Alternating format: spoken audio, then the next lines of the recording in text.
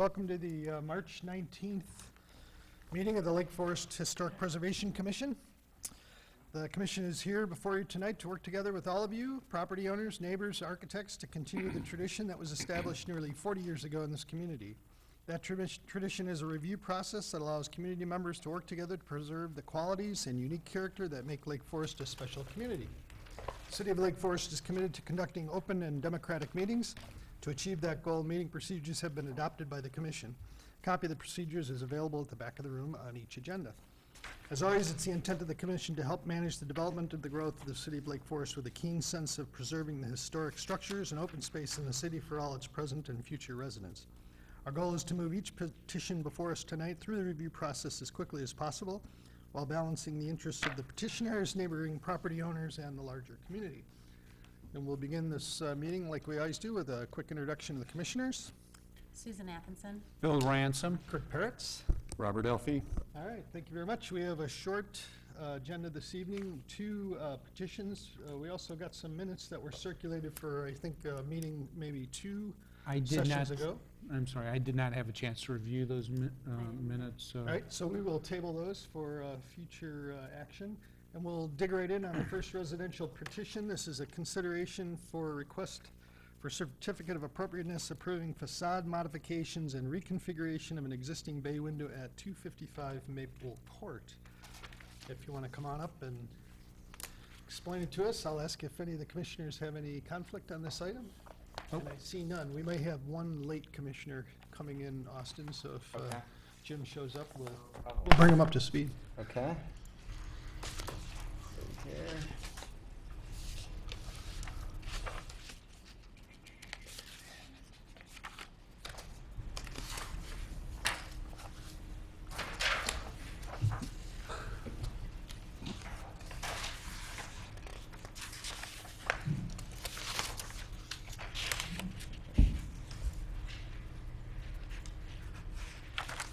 Let me go full page view here. Hold on a second. All the way down here. Full screen. Got it. Okay, here we go. All right. My name is Austin Dupre. I'm here representing Steve and Susan Felker, who bought this beautiful Stanley Anderson house a few months ago. They have just moved their furniture in as of a couple days ago, so they're very excited to be living in Lake Forest and living in this beautiful home. And we've been working with them over the past several months on some interior remodeling to the home. And as we started to get into the plan, we also looked at changing out some windows that had been replaced in a remodel it was about 13 years old. Some windows that had been added on the rear of the house without any kind of fenestration, some big plate glass windows. We're looking at swapping those out to be more consistent with the existing front facade that you see here and the original French casement windows on the home. And in addition to that, we're contemplating a kitchen remodel. And as part of that kitchen remodel, we're looking at doing some work to the north facade. Some work to a bay window that had been added after the house was built in 1937.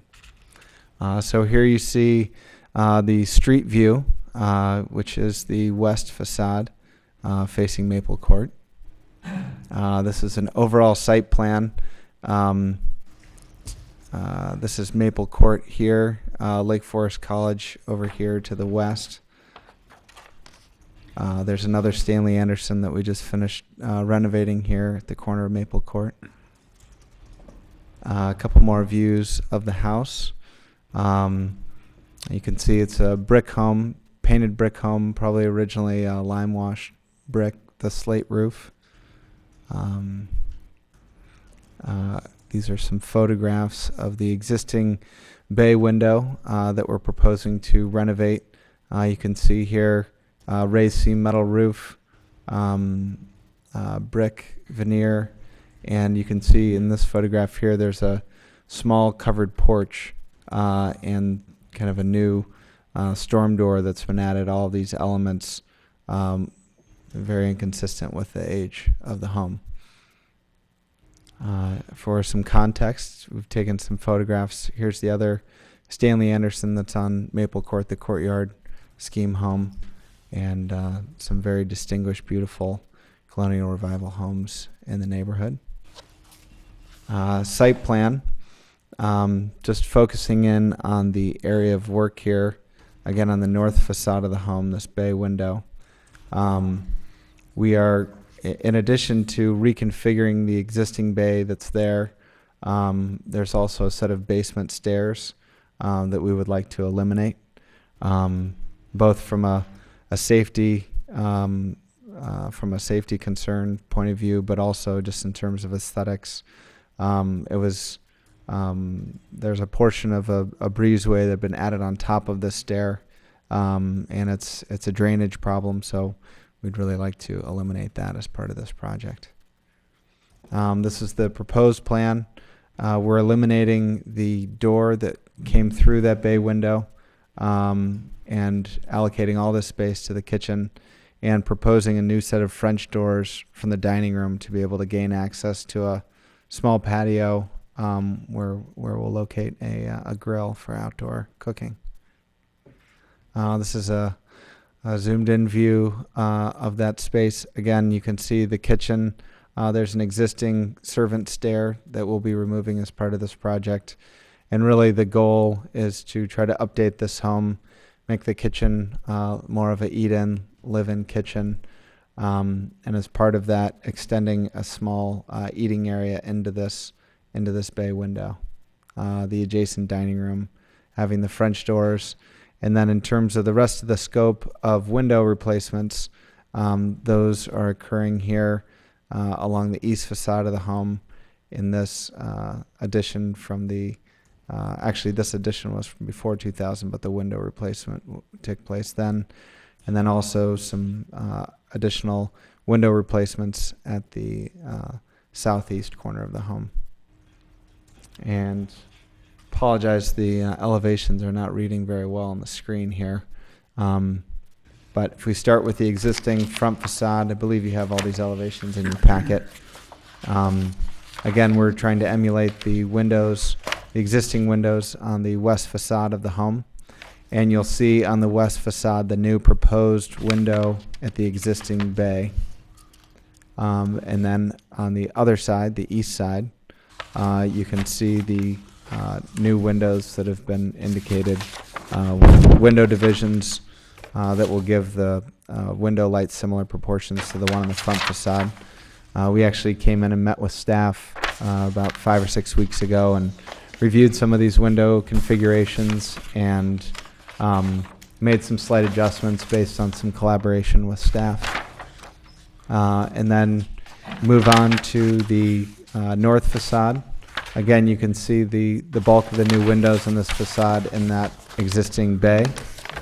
You can see the new set of French doors from the dining room and the replacement of the casement windows to the left.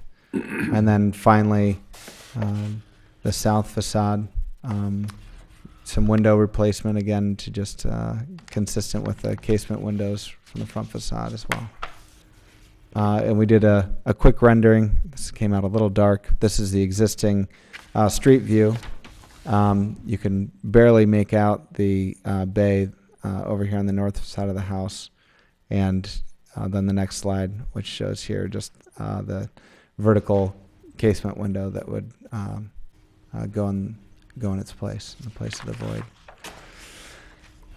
So that's the full presentation. Pretty simple project, but I think just trying to make some improvements to the home, making it more livable for the Felkers, and hopefully, bringing at least the windows and some other detail elements back in keeping with the original home. So.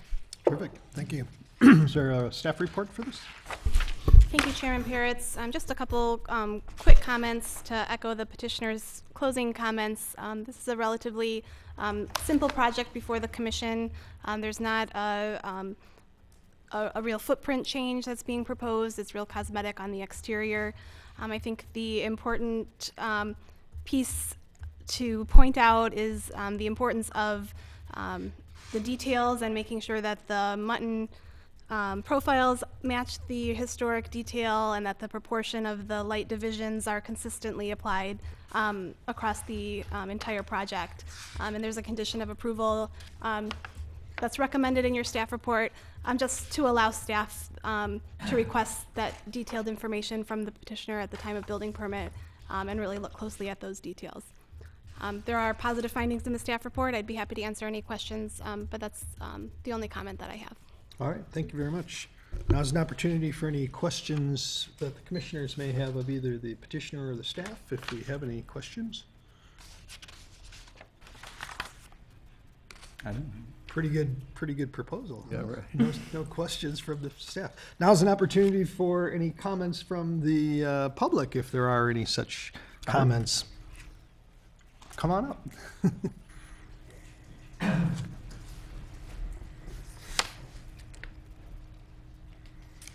Arthur Miller, 169 Wildwood Road. If this is indeed a Stanley Anderson house from 1937, there probably either were plans in the house that they used, or Paul Bergman, who's the son of the last partner, had the plans. And I don't know if you've already had access to those or not. But it might be worth getting those, only because there may be a value at some time of thinking, and I can't tell how extensive this remodeling is, but I think you can be eligible if you're spending 25% of the purchase price in renovations for property tax forgiveness for a period of time. You also would be eligible for facade easement one-time tax deduction. So you're not tampering with the front facade. So you might be eligible for both of those things, and if you're doing extensive work, you might want to explore those things. A recovering member of the City of Lake Forest staff, Suzanne German, is working at the Landmarks Illinois office in the city, and she can give you more information about that. But it's obviously a very nice house. It looks like it's going to be there for a long time, and it might be valuable to nail down plans to make sure you have them, the original plans, and just in general for purposes. And then if you find out, I'm sure that it's going to come in under budget, although my projects never have, but that you might want to think about, if you get up to a quarter of the amount of cost of what you paid for the house, that it might be eligible for this other tax relief thing, which is meant to save houses precisely like this. Obviously, it's a good thing to restore the proper character, or recreate the kind of character that the house has in all of its sides, and that sounds very productive. It's just how to think about how this might have some other financial aspects to it also. Thank you very much. Thank you. Any other questions from the public or comments from the public? And I see none. Now's an Megan, is this Boyd Hill or Stanley Anderson? Because in your report it said designed by Boyd Hill. Am I overlooking that? You did say that. It did say that, yeah. Yeah. But it's Stanley Anderson, right? not sure I know. Not that it matters. I'm but not sure. just I'm not wondering. sure it matters for what's being requested, but let's see if Austin. Let's see if Austin has the answer for us. Have any original plans for the house, but we were always told it was a Stanley Anderson, and I don't know if staff has anything to the contrary, but You know, we can check our records. I believe our records say that it's a Boyd Hill, but we can certainly check that. Yeah, because then Paul wouldn't have the plans. Paul would know. Yeah. Any other, Any questions? well, considerations, deliberations, anything? I mean, it's a great No, plan, yeah. good-looking plan, nice home. We're happy to see folks, this is exactly the kind of thing that we love to encourage in the community, so I'll ask for a motion. I would make a motion to grant a certificate of appropriateness for the facade modification and reconfigured side base subject to the conditions of approval 1 and 2 in the staff report. The motion's been made by Commissioner Ransom. Is there a second? Seconded. Seconded by Commissioner Prishlak. All in favor, say aye. Aye. Any opposed? There you go. So good luck with that. Congratulations. A lot easier than last time. Yeah. We like the easy ones. All right, our next petition is a consideration of a request for certificate of appropriateness approving demolition of existing garage and construction of a replacement garage at 1002 Woodbine Place. I'll ask the commissioners if anyone has any conflict on this one. Nope. And everybody's good to go, so please proceed at your caution.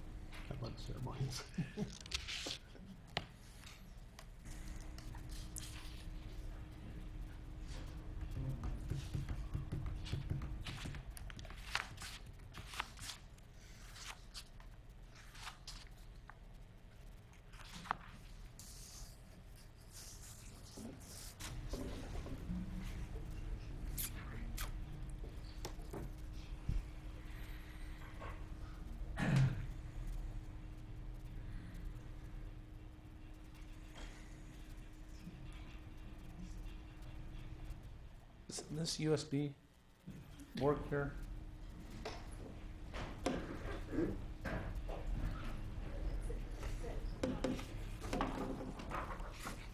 Have they loaded on the desktop first? Or?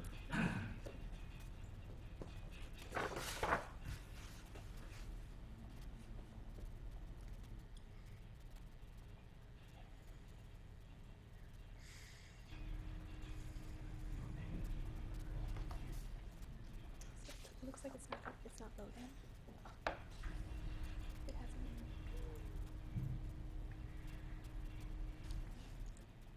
Can I put it? Yes.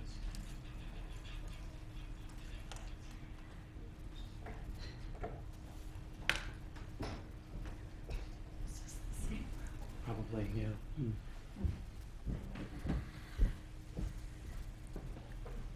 Control alternate delete.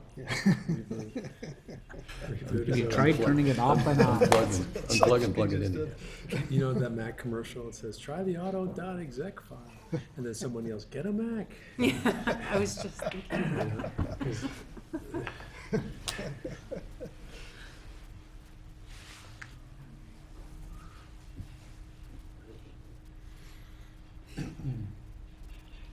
Will auto pop up. Should click on computer. Well,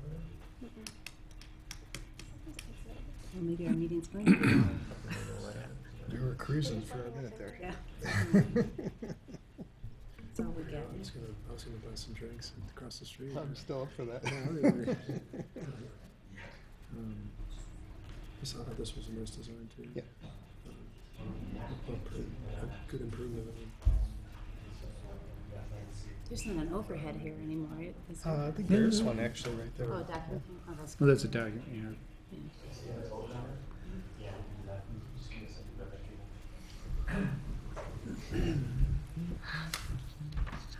Are they not Mac friendly here?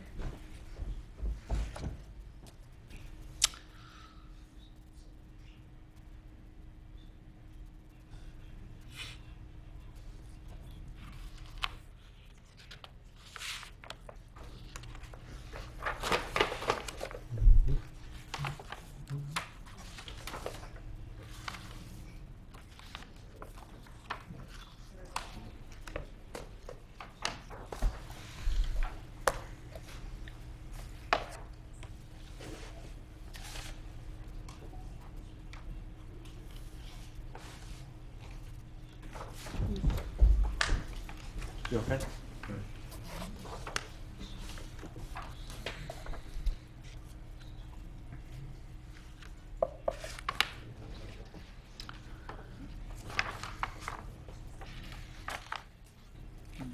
think we should tell the viewers who are watching at home it's a good time to go make a sandwich. There we go. Does that, I have to ask Kathy the question if these packets get circulated to like the foundation?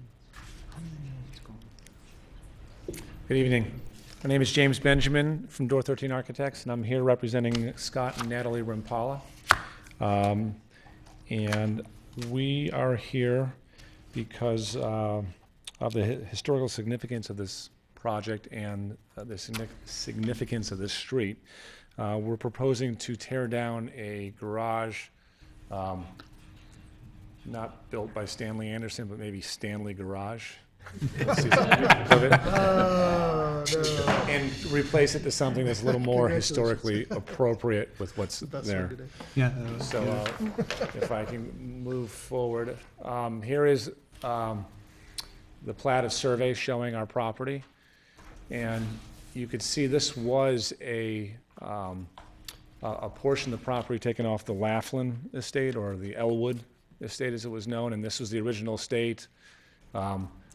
This was the tool shed building, and then this was the coach house. And the coach house is actually the building we're looking at right now. So this slide is a rotated orientation. This is the original coach house, and then this is an addition put, I don't know the exact year on it, and then this is the garage. That is the two-car garage that we're proposing to tear down with a kind of a tool shed. That's kind of the evolution of buildings as you usually see. Kind of a lean-to roof onto this little hip roof garage. And so here is the existing garage. We're actually going for a zoning variance after that, but we're coming here first to talk about the historical appropriateness of this. And you can see the house itself is in the front yard setback. The garage is fully in the front yard setback and in the side yard setback. The redder area is the garage, and the purplish area is the lean-to of it. Here's a floor plan of the proposed garage we're doing. And so we are bringing it a little further away from the street and within the side yard setbacks, and also trying to connect it to the building aesthetically with some design elements, as you'll see in the following slide. This is the front elevation of the garage we're proposing to build. And basically, we took the design motif of this front garage off of the tool shed building, which we thought was more appropriate than the coach house building. Smaller building and a little more simple of a design. And so we're basically taking the same type of aesthetic and putting it onto the front of this building. In addition, we're reusing some of the existing lattice work fences that came from, they were in the gardens, and I think they were relocated to portions of the existing garage. So we're going to take those and reuse those in the front of the building on flanking other side of the garage. And then lastly, one of these connecting elements I mentioned before is we're going to redo a pergola connecting the garage aesthetically to the main building. And there's it from the front. And aesthetically, we're looking to something in the realm of this photo. And in the rear, you can see it will connect to the entryway there. And on the rear side, we're actually looking to reuse some of these lattice screens that were on the original garage and are peppered throughout the property. On the back of the garage, here's some of the existing ones you could see, and there's an existing one in the shadow here. And on the side of the garage, we'll do the same, grow them with ivy, and then on the other side, connecting the house. And again, there's that pergola kind of connecting the two together. Front elevation-wise, you can see how we are in the front yard setback, and you can see the kind of commanding view of this old coach house and how our new garage will aesthetically fit in with the same roof pitches, same character, same rhythm, same proportions as what's going on. This is the tool shed over here on this side, and the old coach house, which is now the residence, and the garage we're proposing to build here. Here is a floor plan, roof plan section through the garage, and you can kind of see in the shadow, this was the old garage there, the Stanley job with the lean-tos. Site plan, you can see this is our site with our property, the garage. There's a better close-up, the existing kind of hip roof garage with the lean-to on it. And then here is some character shots of properties in the neighborhood. And this is down the street, a residence, another residence down the street. This is a garage down the street. We couldn't figure out actually who this belongs to, but it seems to be on its own plat. It has character, I guess you could say, but in need of some TLC. And then here's some views of the property proper, and you can see that front view with the vegetation in front of it and the existing garage. Here is in front of that vegetation, front of the facade. You see the garage in the corner here. Another picture of the garage. Oops. And this is the garage again, and then the garage going to the side property line. You can see this large stockade fence up on the retaining wall between the two neighbors. Back of the garage, and back of the garage again. The existing house, front elevation, rear elevation, view. And here's historically, again, this is the big Laughlin estate that was subdivided through the years. I forget the exact years, but it was subdivided once, and then a second time, and then a third time, and then a fourth time. And we are these two pieces of property in the corner here. And that actually is a good explanation of why we're so close to the street. This was an old, probably more of a servant's road than it was a primary road. And there's a handful of structures like this in existence there. Some previous concepts we actually went through of how to site this garage. It goes through setting it back more into the yard, but we felt that was actually more asphalt than necessary, and actually really became such a part of the views out of the addition. Another version was kind of globbing it onto the side of it, but again, there was a lot of asphalt in the drive, and it actually made a lot more, we thought it actually took away from the existing integrity of the existing building. And lastly was a detached two-car garage right close to it, but it really, again, is encroaching in the house so much. It does want to be detached in our view. And then here is we found, we looked through records trying to find historic drawings and plans, and we really didn't find much, but we did find a couple views from, I think the gentleman's name was Lackner, who did some original garage studies when this was converted originally from a coach house to a house which was attached to it. Which is interesting, but I think, again, especially in this day and age, would take away from the integrity of the original building. So that is All right. our presentation. Thank you very much. Is there a staff report?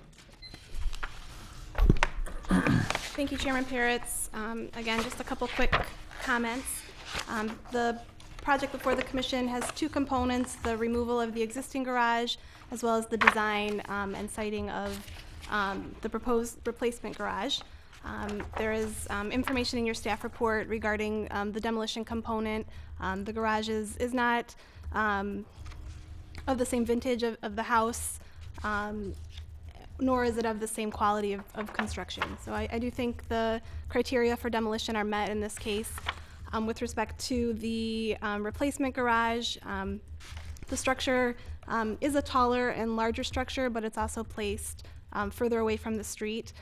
This area of Woodbine, as was noted by the petitioner, does have a utilitarian feel to it. There are a lot of garages facing the street. So in this case, I think siting the garage so that the doors are visible from the street is appropriate. There were some comments in the staff report about breaking up the long mass. On the north elevation, it looks like from the presentation that the petitioner has added some additional trellising to that elevation. Certainly if there are other comments from the commission regarding the size and shape of the garage, I welcome your comments. But I'd be happy to answer any questions. There are findings in support of both the demolition and the replacement garage, with some conditions of approval recommended this evening to really look at the construction details and make sure that traditional Detailing that does match the historic architecture is achieved during the construction process. All right, thank you very much.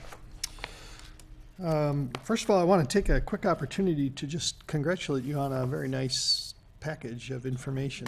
We don't always get that. We appreciate it when we do, so nice job on that. Now's an opportunity for questions from the commissioners, if we have some. I know I have at least one, so what do you got? Do you have anything? I just want to clarify with Megan, in your staff report, it says the garage will accommodate up to 4 modest-sized cars. So we're just talking a 2.5-car garage, right? I believe the intent is to have a 2-car garage facing the street, but there is enough depth to the structure that a small car could be placed in tandem, whether that's used for storage or bicycle storage. You know, is up to the owner. So it's double deep, basically, 36 feet deep. But that doesn't look like 4. Is that 4? Well, it would be, it depends how big Mini the car Coopers.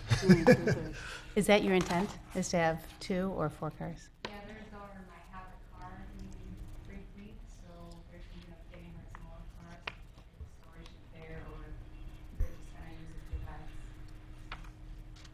Okay, go ahead. Thanks. We had a couple of elevations in our package that I don't think we saw in the presentation. There was the north and the south elevation of the garage. I wonder if we could just take a quick look at those. And maybe they were here. Are these different than what's in our package? That's different than what's in our package. Yeah. And actually, my question is specific to the half timbering. It looks like you've repositioned it here. Is it the same on the other side now? On this, yeah, so you've moved it to the corners and left it more or less centered, I see. And does that follow so will that won't turn the corner, or will that follow the detailing of how that was done on the North. tool shed? Oh, the two. Let me see. I'm just curious. Here you can see it's. Yeah, here how it you turns the both- corner. It doesn't seem to do that always on the face of the building. Yeah. And it's Shows more that. something I think to just think about and resolve consistently than that's interesting. I hadn't seen that. This one has nothing. Does it not come down on the one face but not the other, or? Well, this is actually brick. That's brick, I see. Corners. Yeah, About 16 inches of brick okay. side. But Anyway, something I we- think it's something just to study a little bit and try to make it consistent with the original design intent. Yes. I agree, if we're not doing the brick like they did, Yeah, which we weren't intending. it's a true knit, for sure. But you're doing such a nice job. Any other questions from the commissioners? Yeah, I just, I understand the choice you made to match this half timbering to the tool shed as opposed to the house. I guess since this is so close to the house, it seems like it wants to match the house more than the Yeah, but tool even the shed. house doesn't match itself. Let me Yeah, there's a couple different conditions, right, on the home? There's an elevation. Oops. So you can see even the house is, this one has what's it, 2 bays and then 2 pieces separate by a window. This one actually has these horizontal bands that go across, and then the bottom is a full horizontal going across there. So there's even differentiation on the existing house. Yeah. And you can see the different widths of the 2 houses. One has 3 windows on one side and 2 on the other, Right. so. Yeah, I think here the execution is more about getting the style right than matching any particular. What's the kind of this deep- rambling Yeah, right? language of this tutor Yeah. going on and fitting as was necessary. You know, one side of the house, I think the center is where was a pass-through originally. And one side was where the horses were. The chauffeur lived above one side and someone else above the other. So there probably was some reasoning in the original scheme of why they were slightly different sized Yeah, and interesting. not symmetrical. Any other questions? Quick question, and why did you feel that you needed such a tall garage? Is there storage over that? No, it really was just keeping with the character of the mass of this Mass of building it. as well.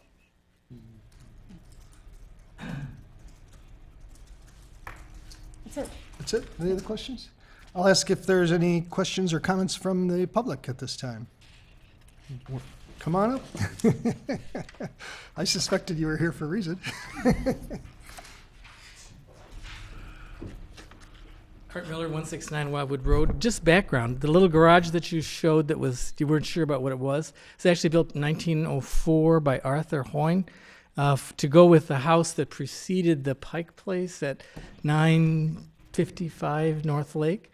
And that whole part of that side of the street used to be originally a Buckingham estate from 1880, and later was the Clayton Mark estate. And the properties moved around. There was a house that used to be just in front of where things are. So there's been a lot of evolution of this street, and this property has probably been saved pretty much in order.